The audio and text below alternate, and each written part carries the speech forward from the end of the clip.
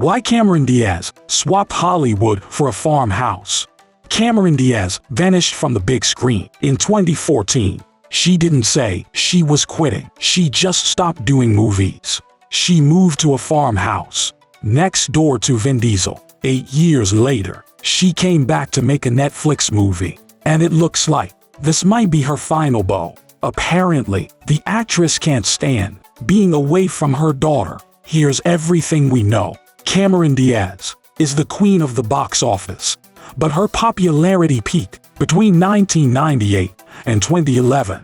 During this time, she made over $160 million in film salaries alone. She was the third woman ever to make $20 million from a single film. She became the highest paid actress among the over 40 set. In 2014, Diaz starred in Annie. Then she casually retired from showbiz. She was tired of spending 12 hours a day on film sets. She wanted to regain control over her life. The actress never thought she'd get married, but she tied the knot with Benji Madden. In 2015, they got engaged in 2014. After being together for 7 months, the two went on to have a daughter via surrogate. During her time away from Hollywood, Diaz moved into a farm-style house. The 1.7-acre property cost $20 million. It sits behind a huge gate in Beverly Hills. It comprises a main house and a detached guest house. There's a long paved road and a garage. It's large enough to hold 3 cars. Diaz shares the neighborhood with Vin Diesel and John Mayer.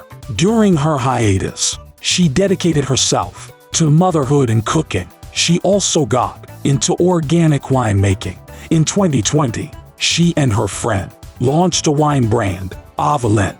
Diaz had to learn the business from scratch. She traveled to Spain and France to formulate the blends, but she still missed some parts of making movies. Her husband encouraged her to come out of retirement. The actress is set to co-star with Jamie Foxx in Back in Action. The movie is being filmed and will be released in 2024. But Diaz won't return to Hollywood full-time. She wants to dedicate herself to her daughter. Radix is 3 years old and her mother is 50. Diaz says she has to live as long as possible to see her daughter's life. I have to live to be like 107, you know? She's also outspoken about ageism. Diaz once had a Botox injection. She hated it so much that she decided to stay away from it. She says she would rather look old than like somebody else. She even wrote a book on the art of growing older. Diaz has had a wild ride in Hollywood. She was spotted by model scouts